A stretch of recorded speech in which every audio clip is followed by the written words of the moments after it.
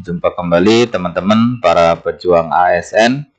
Hari ini kita akan melakukan simulasi atau latihan soal ya untuk P3K kompetensi teknis penata layanan operasional. Nanti akan kita lakukan simulasi sebanyak 60 soal ya teman-teman. Baiklah. Kompetensi teknis itu untuk menilai penguasaan pengetahuan dan kemampuan teknis jabatan yang dilamar sesuai dengan standar jabatan. Tahun 2024 ya, sesuai dengan Kepmen Pan RB nomor 47 2024, bahwasanya di sini ditegaskan ya atau dijelaskan, dipastikan tidak ada ambang batas atau tidak ada passing grade ya. Jadi kalau misalnya ada yang menginformasikan bahwasanya lulus P3K itu harus nilai sekian-sekian, itu dipastikan tidak benar ya. Karena sesuai dengan Kepmen Pan RB nomor 34 2024 ini dipastikan tidak ada ambang batas atau tidak ada passing grade. Terus bagaimana cara untuk menyatakan lulus? Nah, jadi di keputusan itu dinyatakan lulus apabila dia berperingkat terbaik ya, atau memiliki nilai tertinggi. Sehingganya mekanisme yang diterapkan adalah mekanisme perankingan atau nilai terbaik atau nilai tertinggi. Baiklah, job desk jabatan penata layanan operasional ya. Di sini ada perencanaan pengorganisasian, ada pemantauan dan evaluasi, ada pengolahan sumber daya, ada penanganan masalah keluhan, ada pelaporan, kemudian ada koordinasi antar departemen. Selanjutnya, bahan soal penata layanan operasional ya. Teman-teman silahkan banyak-banyak baca terkait dengan 13 bahan ini ya. Undang-Undang 25, kemudian PP nomor 60, kemudian manajemen operasional, perencanaan operasional, pengelolaan sumber daya, pemantauan dan pengendalian kinerja operasional, pengelolaan resiko operasional, sistem prosedur operasional, penggunaan teknologi dalam layanan operasional ya, manajemen mutu operasional, analisis data operasional, koordinasi lintas divisi atau unit kerja, kemudian yang terakhir pengelolaan keluhan dan masalah operasional. Nah, teman-teman bisa baca-baca dimanapun sumbernya kaitannya dengan soal-soal penata layanan operasional ya. Baiklah teman-teman, kita langsung simulasi ke soal ya. Yang pertama, apa peran utama seorang penata layanan operasional dalam bidang keuangan pada instansi pemerintahan? A. Mengevaluasi investasi saham, B. Membuat laporan keuangan tahunan, C. Mengelola anggaran dan pembayaran, D. Memberikan saran keuangan kepada masyarakat, atau E. Membelanjakan untuk kebutuhan kantor. Jawabannya adalah oke, kita lihat yang betul adalah C ya teman-teman ya. Jadi mengelola anggaran dan pembayaran. Jadi kalau kita lihat pembahasan, peran utama seorang penata layanan operasional adalah dalam bidang keuangan pada instansi pemerintah adalah mengelola anggaran dan pembayaran sesuai dengan kebijakan yang berlaku. Oke, lanjut ke soal nomor 2. Apa yang dimaksud dengan layanan prima dalam konteks pelayanan publik? A. Layanan yang berbiaya tinggi, B. Layanan yang memuaskan dan melebihi harapan pelanggan, C. Layanan yang lambat dan birokratis, C. Layanan yang diberikan oleh pegawai senior, atau E. Layanan untuk atasan. Jawabannya adalah iya, betul yang B ya. Jadi layanan prima dalam konteks pelayanan publik itu adalah layanan yang memuaskan dan melebihi harapan pelanggan. Di sini kalau kita lihat pembahasan, layanan prima adalah layanan yang bukan hanya memenuhi tetapi juga melebihi harapan pelanggan dan memberikan pengalaman yang memuaskan. Oke, lanjut ke soal nomor 3. Apa yang harus dilakukan oleh seorang pelaksana penata layanan operasional ketika terjadi konflik jadwal antara dokter di rumah sakit? A. Meminta pasien untuk menunggu lebih lama, B. Mengubah jadwal pemeriksaan pasien, C. Membiarkan dokter menentukan jadwal mereka sendiri, D. Membatalkan semua janji yang sudah dijadwalkan, atau E. Memindahkan pasien ke rumah sakit lainnya. Jawabannya adalah iya, betul. Jawabannya yang B, teman-teman ya. Jadi mengubah jadwal pemeriksaan pasien. Kita lihat pembahasan, seorang pelaksana penata layanan operasional harus dapat menyesuaikan jadwal pemeriksaan pasien ketika terjadi konflik dengan jadwal dokter. Oke, lanjut ke soal nomor 4. Seorang penata layanan operasional harus memahami prinsip-prinsip dasar dalam sistem layanan operasional, termasuk A. Proses rekrutan karyawan, B. Pembuatan produk baru, C. Pengelolaan inventaris, D. Pemasaran produk perusahaan, atau E. Keamanan data perusahaan. Jawabannya adalah iya, betul, yang C ya teman-teman. Jadi jawabannya adalah pengelolaan inventaris. Kita lihat pembahasan. Salah satu yang menjadi prinsip dasar penata layanan operasional adalah pengelolaan inventaris. Selanjutnya nomor 5. Seorang penata layanan operasional menggunakan perangkat lunak untuk membantu dalam proses pengelolaan inventaris. Perangkat lunak jenis ini biasanya disebut A. Sistem manajemen inventaris, B. Aplikasi penjadwalan produksi, C. Database karyawan perusahaan, D. Sistem monitoring produksi, atau E. Aplikasi pengelolaan distribusi. Jawabannya adalah iya, yang A ya teman-teman ya. Jadi jawabannya adalah sistem manajemen inventaris. Sistem manajemen inventaris merupakan teknologi yang biasa digunakan untuk membantu proses pengelolaan inventaris. Sehingga jawaban yang benar adalah yang A. Selanjutnya yang 6. Penggunaan teknologi komunikasi dalam layanan operasional dapat membantu dalam A. Menciptakan kesalahpahaman antara penata dan pelanggan, B. Mengurangi efisiensi dan produktivitas dalam layanan operasional, C. Mempercepat proses komunikasi antara penata dan pelanggan, D. Memutuskan hubungan antara penata dan pelanggan, atau E. Menghambat akses pelanggan terhadap informasi. Jawabannya adalah ya, yang tepat adalah yang C teman-teman ya. Mempercepat proses komunikasi antara penata dan pelanggan. Kalau lihat pembahasan ya, teknologi komunikasi dapat mempercepat proses komunikasi antara penata layanan operasional dan pelanggan. Sehingga jawaban yang betul adalah yang C. Selanjutnya, pengertian dari penata layanan operasional yaitu A. Petugas yang membantu kelancaran operasional suatu instansi, B. Tenaga ahli di bidang tata kelola operasional, C. Pemimpin operasional yang bertanggung jawab atas kelancaran semua kegiatan, D. Pegawai administrasi yang menangani dokumen operasional, E. Petugas kebersihan yang menjaga kebersihan area operasional. Jawabannya adalah ya, jawabannya yang A teman-teman ya.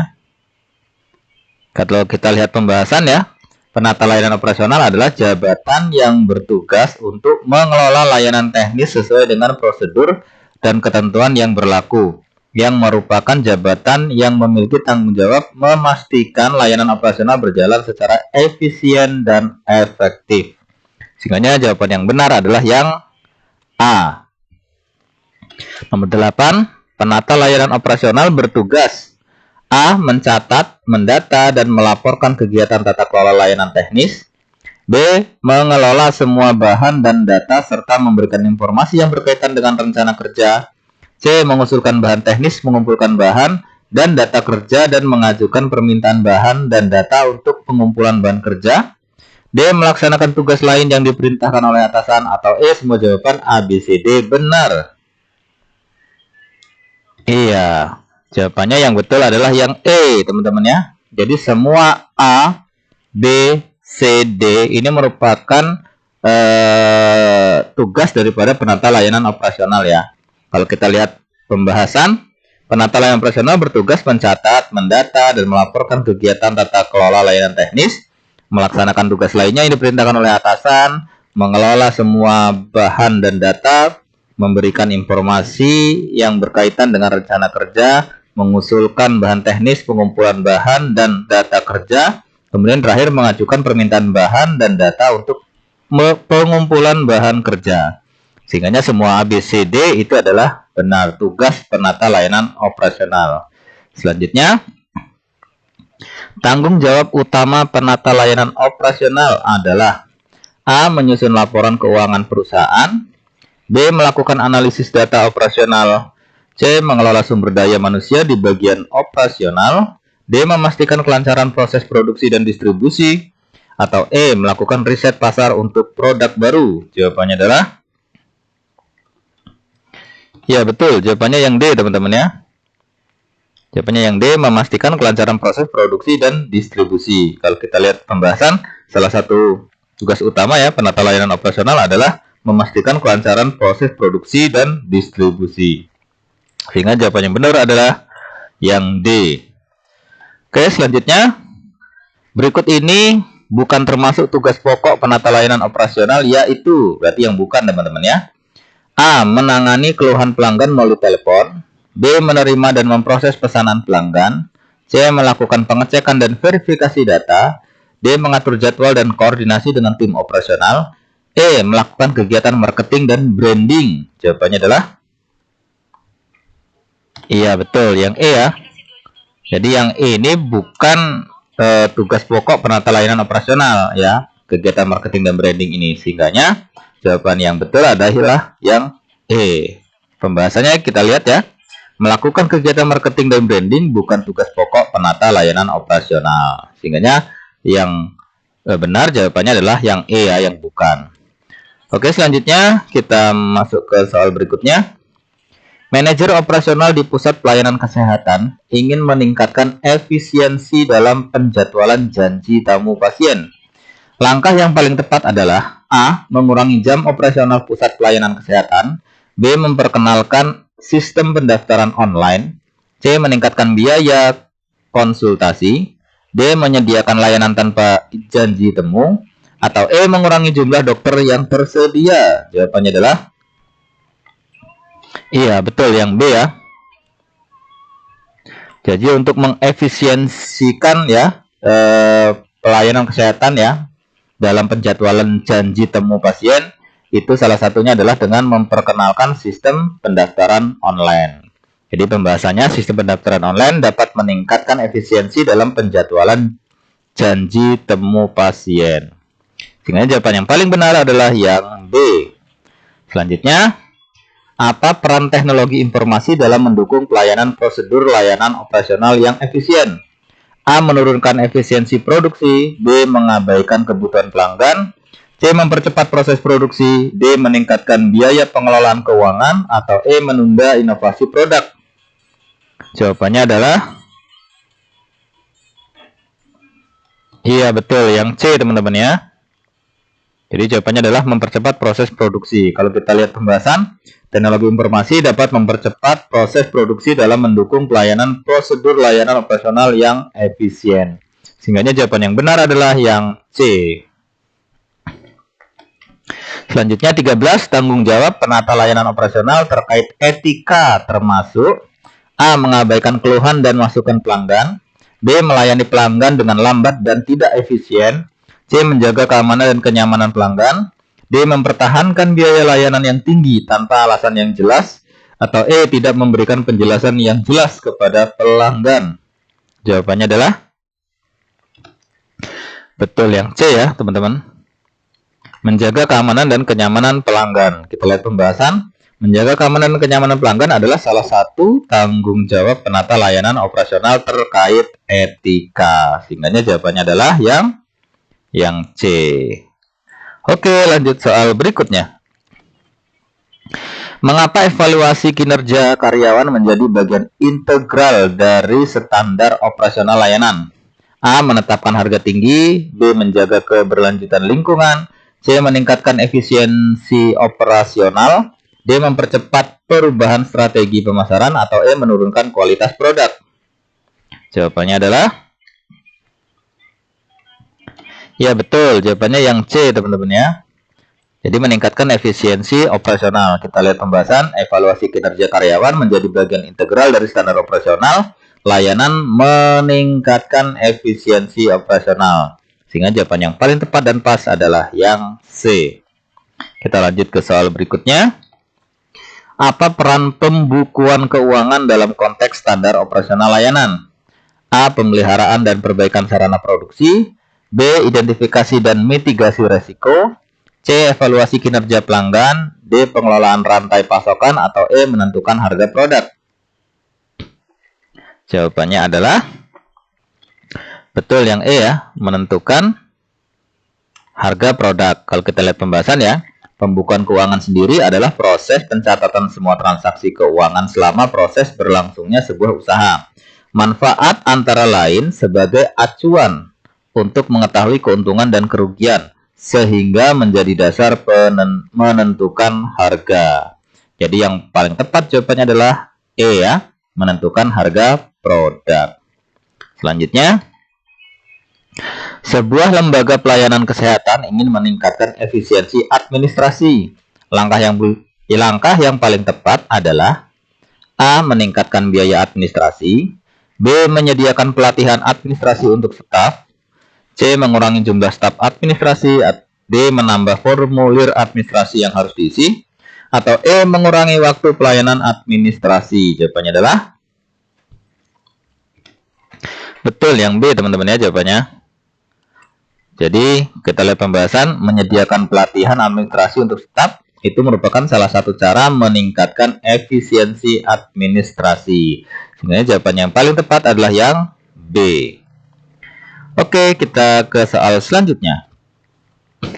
Salah satu tantangan utama dalam mengelola operasional layanan adalah A. Memperluas cakupan layanan tanpa memperhitungkan resiko, B. Meningkatkan efisiensi tanpa mengorbankan kualitas, C. Menunda respon terhadap masukan pelanggan, D. Mengabaikan perkembangan teknologi dalam layanan, atau E. Mengurangi waktu pelayanan administrasi. Jawabannya adalah betul, jawabannya yang benar adalah yang B ya. Meningkatkan efisiensi tanpa mengorbankan kualitas. Kita lihat pembahasan. Meningkatkan efisiensi tanpa mengorbankan kualitas menjadi salah satu tantangan utama dalam mengelola operasional layanan, gitu ya. Kita meningkatkan efisien, tapi juga tidak mengorbankan kualitas. Nah, itu jawaban yang paling tepat. Sehingga yang benar jawabannya adalah yang B. Selanjutnya, apa dampak positif dari meningkatkan keahlian komunikasi interpersonal di antara staf penata layanan operasional? A. Memperburuk konflik antar tim, B. Menurunkan ketergantungan pada informasi tertulis, C. Mengurangi kejelasan informasi, D. Meningkatkan kolaborasi dan efektivitas tim, E. Mengurangi waktu pelayanan pelanggan. Jawabannya adalah ya yang D, teman-teman ya. Meningkatkan kolaborasi dan efektivitas tim. Kita lihat pembahasan salah satu dampak positif dari meningkatkan keahlian komunikasi interpersonal di antara staf penata layanan operasional adalah dapat meningkatkan kolaborasi dan efektivitas tim. Sehingga jawaban yang paling tepat adalah yang D. Selanjutnya, mengapa penting bagi penata layanan operasional untuk memahami spesifikasi dan kebutuhan teknis peralatan? A. Agar dapat menghindari tanggung jawab pemeliharaan, B. Agar dapat memaksimalkan biaya perawatan, C. Agar dapat mengevaluasi kinerja teknis lapangan, D. Agar dapat memelihara suku cadang yang sesuai, atau E. Agar dapat mengurangi waktu henti operasional. Jawabannya adalah ya betul yang D ya teman-teman ya. Jadi agar dapat memelihara suku cadang yang sesuai. Kita lihat pembahasan. Memahami spesifikasi kebutuhan teknis peralatan penting bagi penata layanan operasional karena agar dapat memelihara suku cadang yang sesuai. Nah, sehingga jawaban yang betul adalah yang D. Selanjutnya, tugas seorang teknisi perangkat lunak meliputi A. Merancang desain interior kantor, B. Memperbaiki perangkat keras komputer, C. Menulis kode program dan mengembangkan perangkat lunak, D. Mengelola tim pemasaran, E. Menyusun laporan keuangan tahunan. Jawabannya adalah ya betul, yang C ya. Jawabannya yang C. Menulis kode program dan mengembangkan perangkat lunak. Pembahasan seorang teknisi perangkat lunak fokus pada pemeliharaan dan pengembangan perangkat lunak serta kuding-kuding pengembangan yang diperlukan. Sehingga jawaban yang paling tepat adalah yang C. Oke, kita ke soal selanjutnya. Bagaimana alat komunikasi internal dapat meningkatkan efisiensi dalam layanan operasional? A. Mempercepat perubahan strategi pemasaran, B. Mengurangi transparansi proses operasional, C. Meningkatkan kepuasan pelanggan, D. Menunda inovasi produk, atau E. Fokus pada produksi massal. Jawabannya adalah ya yang C teman-teman ya. Jawabannya yang C, yaitu meningkatkan kepuasan pelanggan. Pembahasan kepuasan pelanggan dapat dihasilkan dari mudahnya dalam mengakses informasi dan komunikasi. Sehingganya akses dalam informasi dan komunikasi itu menjadi salah satu kepuasan pelanggan. Jawaban yang betul adalah yang C. Kita ke soal selanjutnya.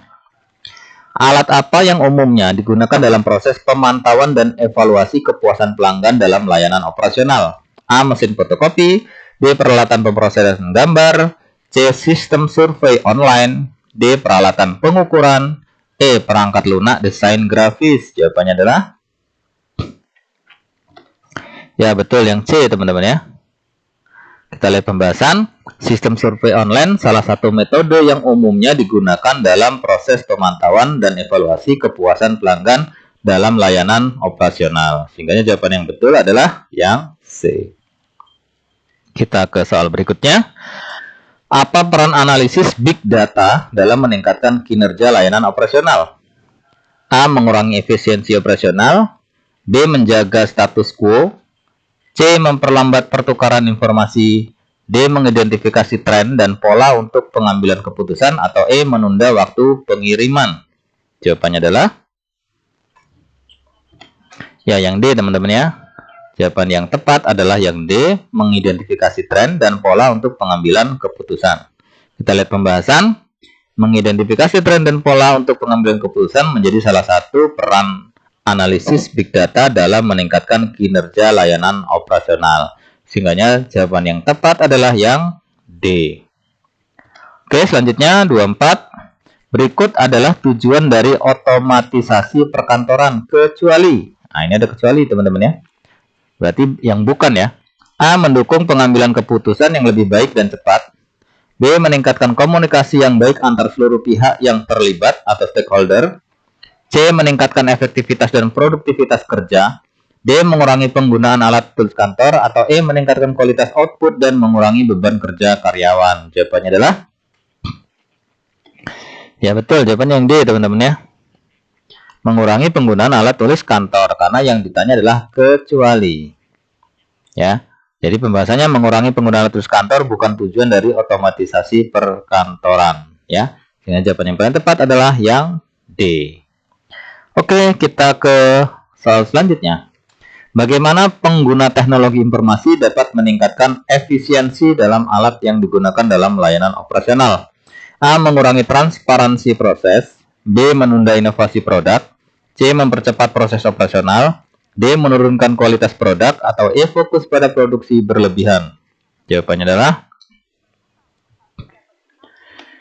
oke, jawabannya yang benar adalah yang C ya. Mempercepat proses operasional. Kita lihat pembahasan. Penggunaan teknologi informasi dapat meningkatkan efisiensi di berbagai bidang seperti administrasi, birokrasi, bisnis, dan transportasi sehingga mempercepat proses operasional. Sehingga jawaban yang betul adalah yang C teman-teman ya, mempercepat proses operasional.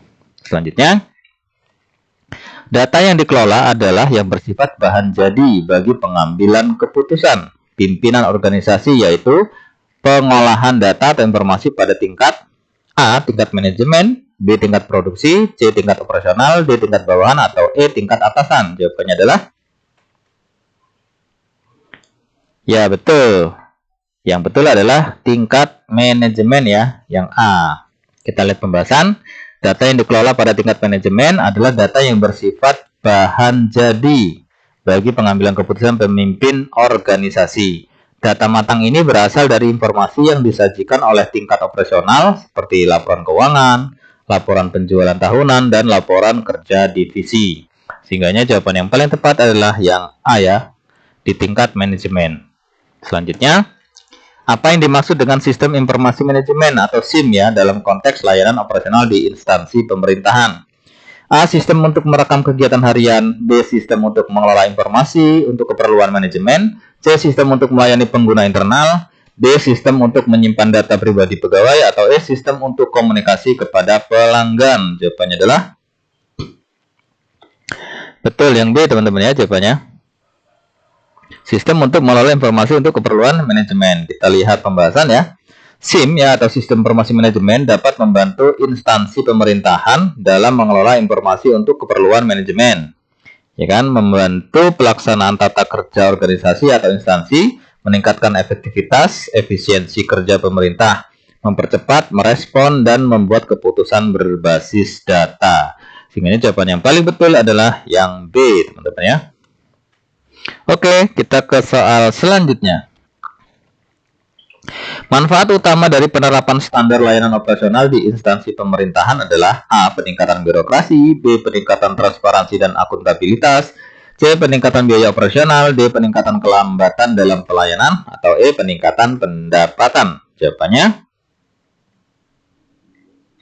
Ya betul, jawabannya yang B, teman-teman ya. Kalau kita lihat pembahasannya, penerapan standar layanan operasional di instansi pemerintahan memiliki beberapa manfaat. Salah satunya adalah peningkatan transparansi dan akuntabilitas. Sehingga jawabannya betul adalah yang B. Kita ke soal selanjutnya. Manfaat dari kegiatan monitoring dan evaluasi dalam penata layanan operasional di instansi pemerintahan adalah A. Memperbaiki kekurangan dalam pelayanan, B. Meningkatkan jumlah pegawai, C. Menambah anggaran operasional, D. Mengurangi tanggung jawab atasan, E. Menilai kesalahan pegawai. Jawabannya adalah betul, jawabannya yang A ya, teman-teman. Jadi memperbaiki kekurangan dalam pelayanan. Kita lihat pembahasan, monitoring dan evaluasi atau M dan I ya, memiliki banyak manfaat dalam penataan layanan. Di antaranya dapat memperbaiki kekurangan dalam pelayanan. Sehingga jawaban yang betul adalah yang A. Selanjutnya, standar pelayanan publik diatur dalam A. Keputusan Presiden, B. Keputusan Menteri Dalam Negeri, C. Peraturan Pemerintah, D. Undang-Undang Nomor 25 2009, atau E. Keputusan Menteri Keuangan. Jawabannya adalah iya betul, jawabannya yang D ya, tentunya Undang-Undang Nomor 25 tahun 2009. Jadi Undang-Undang 25 2009 adalah undang-undang tentang pelayanan publik, teman-teman ya. Diingat-ingat, 25 2009 itu tentang pelayanan publik. Jadi undang-undang ini mengatur tentang kegiatan pelayanan publik yang dilakukan oleh penyelenggara pelayanan publik kepada masyarakat dan penduduk. Sehingga jawaban yang paling betul adalah D.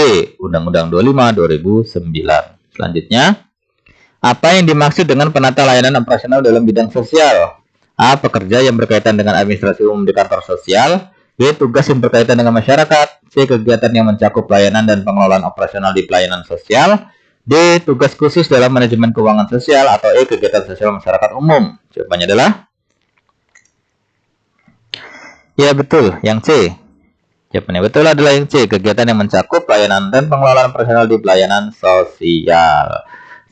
Oke, kita lanjut ke soal berikutnya. Standar pelayanan minimal atau SPM adalah A. Ketentuan yang mengatur jenis dan mutu pelayanan dasar yang harus diberikan kepada masyarakat sebagai bagian dari urusan pemerintahan wajib.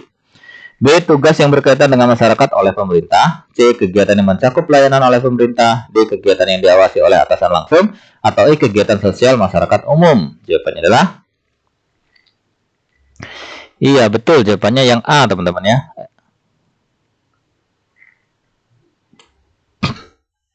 Standar pelayanan adalah ketentuan yang mengatur jenis dan mutu pelayanan dasar yang harus diberikan kepada masyarakat sebagai unsur pemerintah wajib. Jadi ini sebenarnya yang A, teman-teman ya, jawabannya. Ini salah. Sehingga jawabannya betul adalah yang A ya. Jadi SPM adalah ketentuan yang mengatur jenis dan mutu pelayanan dasar yang harus diberikan kepada masyarakat sebagai bagian dari urusan pemerintahan wajib. Jadi yang sesuai adalah yang A ya. Jadi SPM adalah ini, ketentuan yang mengatur jenis dan mutu pelayanan dasar yang harus diberikan kepada masyarakat sebagai bagian dari urusan pemerintahan wajib. Oke, kita ke soal selanjutnya. Standar pelayanan minimal atau SPM memiliki beberapa fungsi. Adalah A. Memastikan ketersediaan layanan dasar bagi seluruh warga negara. B. Mendorong masyarakat untuk melakukan kontrol terhadap kinerja pemerintah. C. Mendorong pemerintah daerah untuk memberikan pelayanan publik yang tepat. Atau D. Jawaban ABC benar, E. Jawaban ABC salah. Jawabannya adalah oke, kita lihat jawabannya adalah yang D, teman-teman ya. Jadi A, B, C ini merupakan fungsi daripada standar pelayanan minimal ya, atau SPM.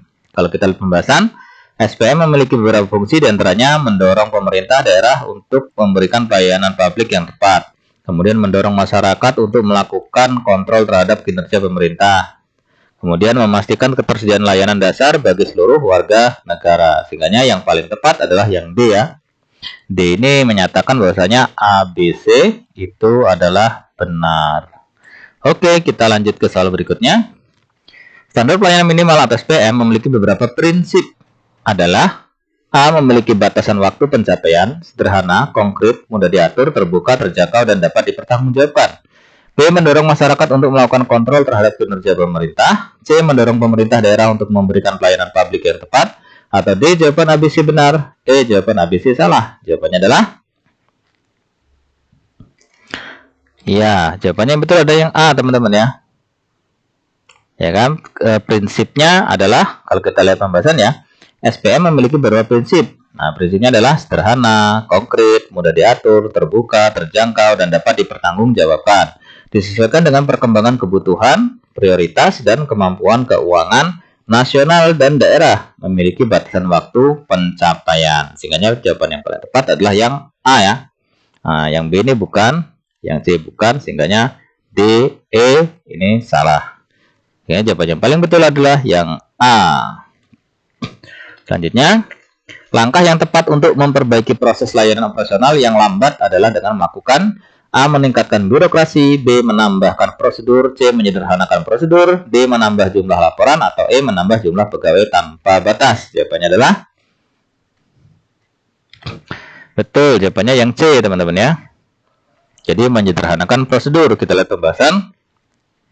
Menyederhanakan prosedur adalah langkah yang tepat untuk memperbaiki proses layanan operasional yang lambat. Sehingga jawaban yang paling tepat adalah yang C, menyederhanakan prosedur. Selanjutnya, apa yang dimaksud dengan administrasi kepegawaian? A. Pengelolaan keuangan pegawai, B. Pengelolaan data dan informasi pegawai, C. Pengelolaan logistik, D. Pengelolaan fasilitas kantor, atau E. Pengelolaan gaji pegawai. Jawabannya adalah ya, betul, jawabannya yang B, teman-teman ya. Pengelolaan data dan informasi pegawai. Kita lihat pembahasan. Administrasi kepegawaian adalah kegiatan yang berkaitan dengan manajemen pengelolaan pegawai dalam satu organisasi. Kegiatan ini dilakukan untuk mencapai tujuan tertentu, seperti menghasilkan barang dan jasa. Sehingga jawaban yang paling betul adalah yang B. Selanjutnya, prinsip good governance dalam penataan layanan operasional di instansi pemerintahan mencakup A. Kepentingan pribadi birokrasi, B. Penyelenggaraan yang transparan dan akuntabel, C. Memperpanjang waktu layanan, D. Menambah jumlah laporan, atau E. Pengawasan disiplin pekerja. Jawabannya adalah ya, betul, yang B, teman-teman ya. Jawabannya penyelenggaraan yang transparan dan akuntabel. Kita lihat pembahasan pelaksanaan prinsip-prinsip good government. Terdapat 4 prinsip ya. Ada 4 prinsip nih good government. Yaitu yang pertama akuntabilitas, transparansi, keterbukaan, dan aturan hukum. Jadi ini ada transparan atau keterbukaan, ada akuntabel. Sehingga yang paling tepat adalah yang B. Selanjutnya, pengukuran keberhasilan dalam penata layanan operasional diukur berdasarkan A. Jumlah biaya yang dikeluarkan, B. Jumlah prosedur yang ada, C. Tingkat kepuasan pelanggan dan efisiensi, D. Jumlah pegawai yang tersedia, atau E. Jumlah fasilitas yang lengkap. Jawabannya adalah oke, yang C, teman-teman ya. Tingkat kepuasan pelanggan dan efisiensi. Kita lihat pembahasan. Keberhasilan dalam penata layanan operasional diukur berdasarkan tingkat kepuasan pelanggan dan efisiensi. Sehingga jawaban yang paling tepat adalah yang C. Tingkat kepuasan pelanggan dan efisiensi. Selanjutnya, apa yang dimaksud dengan budaya kerja dalam instansi pemerintahan? A. Kebiasaan pegawai untuk melaksanakan pekerjaan sehari-hari. B. Nilai-nilai atau norma. Nilai-nilai dan norma yang dianut dalam lingkungan kerja. C. Jumlah pegawai dalam satu instansi. D. Penggunaan teknologi dalam pekerjaan. Atau E. Jumlah fasilitas yang lengkap. Jawabannya adalah betul, yang B, teman-teman ya. Jawabannya yang betul adalah yang B. Kalau kita lihat pembahasan budaya kerja di dalam instansi adalah kumpulan nilai, karakteristik ya, dan atribut yang dijalankan oleh karyawan dalam satu perusahaan. Budaya kerja ini merupakan hasil dari gabungan misi dan visi perusahaan serta kebijakan prosedur dan harapan perusahaan terhadap perilaku karyawannya. Sehingganya jawaban yang paling tepat itu adalah yang B, yaitu nilai-nilai dan norma yang dianut dalam lingkungan kerja. Oke, soal selanjutnya. Undang-undang apa yang menjadi dasar hukum pengelolaan transportasi di Indonesia? A 22/2009, B 2003/2007, B nomor 23/2007, C 25/2004, D 30/2007 atau E 30/2009. Jawabannya adalah ya yang A, teman-teman ya. Jadi diingat-ingat, undang-undang yang menjadi dasar hukum pengelolaan transportasi di Indonesia itu adalah Undang-Undang Nomor 22 Tahun 2009, yaitu tentang lalu lintas dan angkutan jalan. Yang dimaksud dengan lalu lintas adalah gerakan kendaraan dan orang di ruang lalu lintas jalan.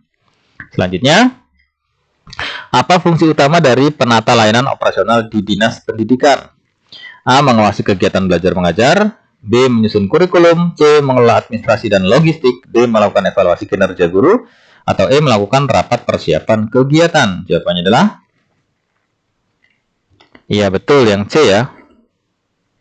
Jadi fungsi utama dari penata layanan operasional di Dinas Pendidikan itu melakukan pengelolaan administrasi dan logistik. Kita lihat pembahasan mengelola administrasi dan logistik menjadi salah satu fungsi utama dari penata layanan operasional di Dinas Pendidikan. Sehingga jawabannya yang paling betul adalah yang C, mengelola administrasi dan logistik. Selanjutnya, keterampilan yang dibutuhkan penata layanan operasional diantaranya yaitu A. Kemampuan negosiasi dan diplomasi, B. Keterampilan teknis dalam bidang operasional, C. Kemampuan kepemimpinan dan pengambilan keputusan, D. Kemampuan berkomunikasi dan menjalin hubungan dengan baik, atau E. Kemampuan merancang dan mengimplementasikan sistem operasional. Jawabannya adalah ya, jawaban yang betul adalah yang D, teman-teman ya. Kita lihat pembahasan. Untuk menjadi seorang penata layanan operasional dibutuhkan keterampilan ya, ketelitian, kemudian kemampuan berkomunikasi lisan. Selain itu, penata layanan operasional juga harus memiliki kemampuan untuk mengoperasikan komputer. Sehingga jawaban yang paling tepat, yang pas adalah yang D ya. Kemampuan komunikasi dan menjalin hubungan dengan baik. Oke, kita lanjut ke soal berikutnya. Seorang penata layanan operasional mengikuti pelatihan profesional untuk meningkatkan kemampuannya dalam mengelola sistem operasional. Tujuan utama dari pelatihan ini adalah A. Meningkatkan profesionalisme dan pengetahuan dalam operasional, B. Memenuhi syarat atas perjanjian kerja tahun 2024, C. Melengkapi persyaratan administratif sebagai penata layanan, D. Menambah jam kerja untuk mengikuti pelatihan, atau E. Memenuhi kebutuhan pribadi untuk pengembangan diri secara umum. Jawabannya adalah ya betul, jawabannya yang A, teman-teman ya. Untuk apa? Untuk meningkatkan profesionalisme dan pengetahuan dalam operasional. Kita lihat pembahasan. Seorang penata layanan operasional mengikuti pelatihan profesional untuk meningkatkan kemampuannya dalam mengelola sistem operasional. Tujuannya atau tujuan utama dari pelatihan ini untuk meningkatkan profesionalisme dan pengetahuan dalam operasional. Sehingga jawaban yang paling tepat adalah yang A. Meningkatkan profesionalisme dan pengetahuan dalam operasional. Selanjutnya, seorang penata layanan operasional merasa terjebak dalam rutinitas pekerjaan sehari-hari tanpa adanya upaya pengembangan diri. Hal ini akan A. Membuat pekerjaan menjadi lebih mudah karena sudah terbiasa dengan rutinitas, B. Mengakibatkan penurunan kinerja dan profesionalisme, C. Tidak mempengaruhi kinerja atau profesionalisme, D. Menjadi alasan untuk tidak perlu meningkatkan keahlian operasional, atau E. Membuat pekerjaan menjadi lebih menyenangkan. Jawabannya adalah ya, jawabannya yang betul adalah yang B, teman-teman ya. Mengakibatkan penurunan kinerja dan profesionalisme, ya kan, karena tidak ada pengembangan diri ya. Kita lihat pembahasan ya. Seorang penata layanan operasional merasa terjebak dalam rutinitas pekerjaan sehari-hari tanpa adanya upaya pengembangan diri ya. Tidak ada upaya pengembangan diri. Nah, hal ini mengakibatkan penurunan kinerja dan profesionalisme. Jadi jawaban yang benar adalah yang B.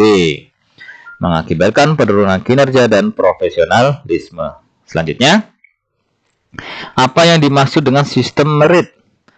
A. Sistem yang mengatur pembayaran gaji pegawai. B. Sistem yang mengatur promosi dan penghargaan berdasarkan prestasi kerja ya. Atau C. Sistem yang mengatur rekrutmen pegawai baru. D. Sistem yang mengatur pemberhentian pegawai. Atau E. Sistem untuk membuat pekerjaan menjadi lebih menyenangkan. Jawabannya adalah ya, yang B teman-teman ya. Jadi sistem merit, kalau kita lihat pembahasannya, sistem merit adalah kebijakan dan manajemen aparatur sipil negara atau ASN yang didasarkan pada kompetensi, kualifikasi, dan kinerja. Sistem ini diterapkan secara adil dan wajar tanpa membedakan latar belakang seperti ras, agama, jenis kelamin, status pernikahan, dan lain-lain. Sehingga yang paling tepat adalah D ya. Jadi sistem merit itu sistem mengatur promosi dan penghargaan berdasarkan prestasi ya. Selanjutnya kita ke soal 46. Apa yang dimaksud dengan assessment center? A. Tempat pelatihan pegawai. B. Metode penilaian kompetensi pegawai melalui berbagai simulasi dan tes. C. Proses rekrutmen pegawai baru. Atau D. Tempat penilaian kinerja pegawai. E. Tempat pusat belajar pegawai. Jawabannya adalah betul yang B ya teman-teman ya. Jadi kalau kita lihat pembahasan, assessment center ya atau AC adalah metode penilaian yang terstandar dan mengukur kompetensi, potensi, dan prediksi keberhasilan seseorang dalam suatu jabatan. AC atau Assessment Center menggunakan berbagai simulasi dan alat ukur yang disesuaikan dengan kompetensi jabatan yang akan diisi. Sehingganya jawaban yang paling tepat adalah yang B. Metode penilaian kompetensi pegawai melalui berbagai simulasi dan tes. Oke, kita lanjut ke soal berikutnya. Seorang penata layanan operasional harus memahami SOP agar dapat, SOP ini standar operasional prosedur ya teman-teman. A. Menggunakan SOP hanya sebagai acuan tanpa harus mengikuti secara ketat. B. Meninggalkan SOP saat situasi membutuhkan improvisasi. C. Melakukan tugas sesuai keinginannya tanpa perlu mengikuti SOP. D. Memahami betul-betul betapa pentingnya mematuhi SOP. Atau E. Mengabaikan SOP karena itu hanya merupakan panduan umum. Jawabannya ya betul, kita lihat ya. Jawaban yang betul adalah yang D. Kita lihat pembahasan SOP ya atau standar operasional prosedur. Itu merupakan prosedur khusus yang menjelaskan aktivitas yang diperlukan untuk menyelesaikan tugas. SOP dapat menjadi landasan operasional yang kuat untuk membantu perusahaan mencapai konsistensi, efisiensi, dan kepatuhan sehingga seorang penata layanan harus memahami betul-betul betapa pentingnya mematuhi SOP. Sehingga jawaban yang paling tepat adalah yang D ya, memahami betul-betul betapa pentingnya mematuhi SOP. Oke, kita lanjut ke soal berikutnya. Peran manajemen dalam implementasi SOP adalah A. Menekan kreativitas personal. B. Mendorong otonomi dalam tindakan. C. Memberikan sanksi kepada mereka yang melanggar SOP. D. Menyediakan pelatihan dan dukungan dalam penerapan SOP. Atau E. Tidak perlu terlibat dalam proses implementasi. Jawabannya adalah ya, jawabannya yang benar adalah yang betul atau yang benar adalah yang D ya. Kita lihat pembahasan. Manajemen dapat melakukan revisi SOP jika ada perubahan langkah-langkah kerja ya. Perubahan langkah kerja seperti adanya teknologi baru, tambahan pekerja, atau lokasi berbeda. Sehingganya perubahan itu perlu pengetahuan baru. Dan manajemen menyediakan pelatihan dan dukungan dalam proses penerapan SOP tersebut ya. Sehingga jawaban yang betul adalah yang D. Ini adalah peran manajemen dalam implementasi SOP. Dia menyediakan pelatihan dan dukungan dalam penerapan SOP tersebut. Oke, kita lanjut ke soal berikutnya. Penerapan SOP yang baik dapat memberikan manfaat dalam hal A. Meningkatkan resiko kesalahan dalam layanan operasional. B. Memperlambat respon terhadap kebutuhan pelanggan. C. Melewati aturan dan prosedur. D. Memastikan konsistensi dan profesionalisme dalam layanan operasional. Atau E. Mengurangi standar kualitas layanan. Jawabannya adalah betul. Jawaban yang betul adalah yang D teman-teman ya. Jadi penerapan SOP atau standar operasional prosedur yang baik dapat memberikan manfaat dalam hal memastikan konsistensi dan profesionalisme dalam layanan operasional. Sehingga jawaban yang betul adalah yang D. Selanjutnya 50. Sistem pemerintahan berbasis elektronik. Nah, pemerintahan berbasis elektronik juga disebut A. Reformasi birokrasi, B. Pemerintahan cerdas, C. Birokrasi digital, atau D. E-government, atau terakhir E. Pemerintahan digital. Jawabannya adalah betul yang D, teman-teman ya. Nah, sistem pemerintahan berbasis elektronik itu disebut e-government. Kita lihat pembahasan. Sistem pemerintahan berbasis elektronik atau SPBE juga dikenal sebagai e-government atau pemerintahan elektronik. Nah, jadi sama saja ya, pemerintahan elektronik, government itu sama. Sistem pemerintahan yang memanfaatkan teknologi informasi dan komunikasi atau TIK untuk menyediakan layanan publik, memfasilitasi interaksi antara pemerintah dan warga, serta mengelola proses administrasi. Sehingganya yang paling betul jawabannya adalah e-government ya. Jadi pemerintahan berbasis elektronik itu e-government. Oke, kita ke soal selanjutnya. Undang-undang tentang administrasi pemerintahan diatur dalam A. Undang-Undang 30 2014, B. Undang-Undang 40 2022, C. Undang-Undang 25 2018, D. Undang-Undang 13 2004, atau E. Undang-Undang 14 2007. Jawabannya adalah betul, jawabannya yang A, teman-teman ya. Kita ingat-ingat, Undang-Undang tentang administrasi pemerintahan itu adalah Undang-Undang Nomor 30 Tahun 2014. Dia mengatur tentang administrasi pemerintahan. Sehingga jawaban yang betul adalah yang A. Undang-Undang 30 2014. Selanjutnya, mengapa pengendalian kualitas layanan penting bagi seorang penata layanan operasional? A. Karena atasan memerintahkan untuk melakukannya. B. Agar dapat meningkatkan kinerja instansi. C. Untuk memastikan layanan yang diberikan sesuai dengan standar yang ditetapkan. D. Tidak penting. Yang penting adalah memberikan layanan secepat mungkin. E. Karena ingin membuat instansi terlihat lebih baik di mata publik. Jawabannya adalah ya, yang betul adalah yang C, teman-teman ya. Kita lihat pembahasan. Pengendalian kualitas layanan penting bagi seorang penata layanan operasional karena untuk memastikan layanan yang diberikan itu sesuai dengan standar yang ditetapkan. Sehingga jawaban yang betul adalah yang C, teman-teman ya. Untuk memastikan layanan yang diberikan sesuai dengan standar yang ditetapkan. Oke, kita lanjut ke soal selanjutnya. Evaluasi dalam meningkatkan profesionalisme merupakan suatu hal yang penting karena A. Dapat membantu individu untuk mengetahui kelemahan dan kekuatan dalam pekerjaannya. B. Memberikan penghargaan kepada individu yang memiliki prestasi tinggi. C. Memotivasi individu untuk mencapai target kerja yang ditetapkan. D. Memberikan kesempatan kepada individu untuk mendapatkan promosi jabatan. Atau E. Menyediakan waktu luang bagi individu untuk mengembangkan keahlian dan pengetahuan. Jawabannya adalah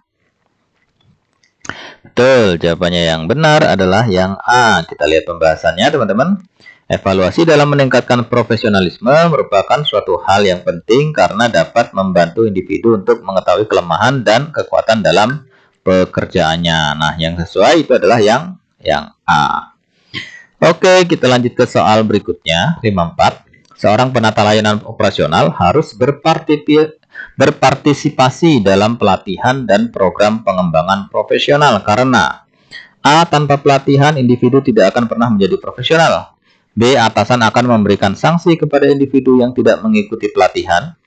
C. Pelatihan akan mempermudah individu dalam menyelesaikan tugas-tugasnya. D. Pelatihan merupakan syarat utama untuk mendapatkan kenaikan gaji.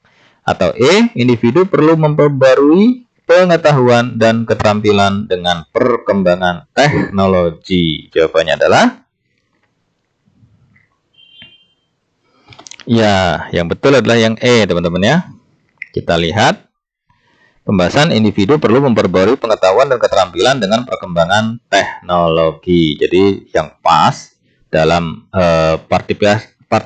partisipasi dalam pelatihan dan program pengembangan profesional itu karena individu perlu memperbarui pengetahuan dan keterampilan dengan perkembangan teknologi. Jadi jawaban yang paling benar adalah yang E, teman-teman ya. 55. Apa yang dimaksud dengan manajemen talenta? A. Proses rekrutmen pegawai baru. B. Proses identifikasi dan pengembangan pegawai yang memiliki potensi tinggi. C. Proses penilaian kinerja pegawai. D. Proses pemberhentian pegawai. Atau E. Proses penilaian pegawai. Jawabannya adalah Ya, yang E teman-teman ya.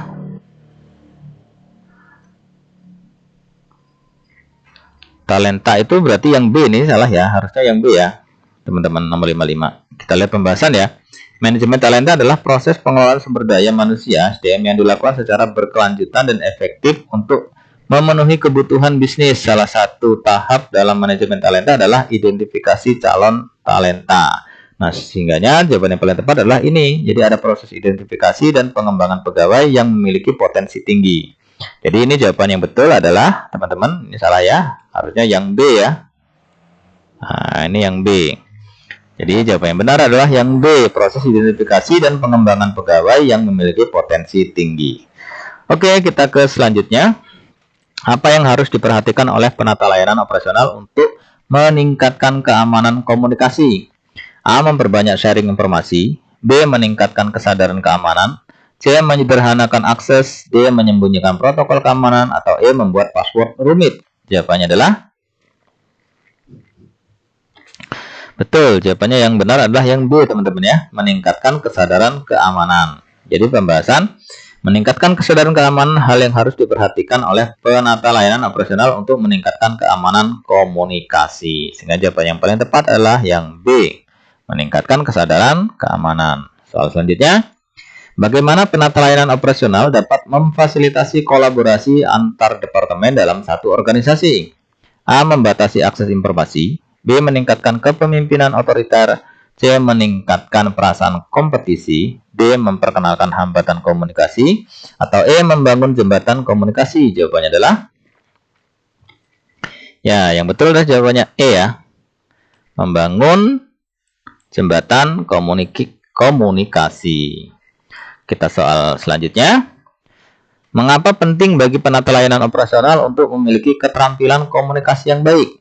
A. Untuk berkomunikasi dengan pasien. B. Untuk meningkatkan promosi kesehatan. C. Untuk berkoordinasi dengan berbagai pihak dan memastikan kelancaran operasional. D. Untuk mengelola administrasi keuangan. Atau E. Untuk mempercepat naik jabatan. Jawabannya adalah ya, jawaban yang benar adalah yang C, teman-teman ya. Kita lihat pembahasan. Keterampilan komunikasi yang baik penting bagi penata layanan operasional untuk berkoordinasi dengan staf, pelanggan, dan pihak lain untuk memastikan kelancaran operasional. Jadi, yang tepat adalah yang C ya, teman-teman. Untuk berkoordinasi dengan berbagai pihak dan memastikan kelancaran operasional. Oke, kita ke 59. Apa manfaat dari digitalisasi dokumen dalam layanan operasional? A. Mengurangi penggunaan komputer. B. Meningkatkan efisiensi dan aksesibilitas data. C. Meningkatkan penggunaan kertas. D. Mengurangi jumlah pegawai. Atau E. Mempercepat pekerjaan. Jawabannya adalah ya, jawaban yang betul adalah yang B, teman-teman ya. Yang B, meningkatkan efisiensi dan aksesibilitas data. Kita lihat jawabannya ya. Kita lihat pembahasan. Digitalisasi dokumen dapat meningkatkan efisiensi dan pengelolaan data dan memudahkan akses informasi. Sehingga paling tepat jawabannya ya adalah yang B, meningkatkan efisiensi dan aksesibilitas data. Oke, kita lihat ke soal terakhir ya. Soal 60, ini soal terakhir, teman-teman. Apa yang dimaksud dengan pengelolaan resiko dalam layanan operasional? A. Pengabaian potensi masalah. B. Identifikasi dan mitigasi potensi resiko. C. Meningkatkan jumlah pegawai. D. Pengurangan biaya operasional. Atau E. Mempercepat pekerjaan. Jawabannya adalah ya, jawaban yang betul adalah yang B, teman-teman ya. Mengidentifikasi dan mitigasi potensi resiko. Kita lihat pembahasan. Pengelolaan resiko adalah proses yang dilakukan untuk mengidentifikasi, menilai, menganalisis, mengurangi, dan mengelola resiko yang dapat mempengaruhi kesuksesan suatu organisasi, proyek, atau aktivitas. Sehingga jawaban yang paling tepat adalah yang B, identifikasi, mitigasi potensi resiko. Oke, demikian teman-teman, 60 bentuk soal sudah kita lakukan simulasi ya, sudah kita latihan.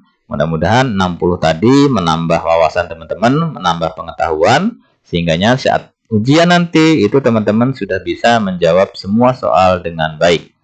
Dan pada akhirnya Hasil yang baik itu dikarenakan usaha yang baik. Terima kasih, semoga sukses. Sampai jumpa di soal-soal berikutnya. Assalamualaikum warahmatullahi wabarakatuh. Salam.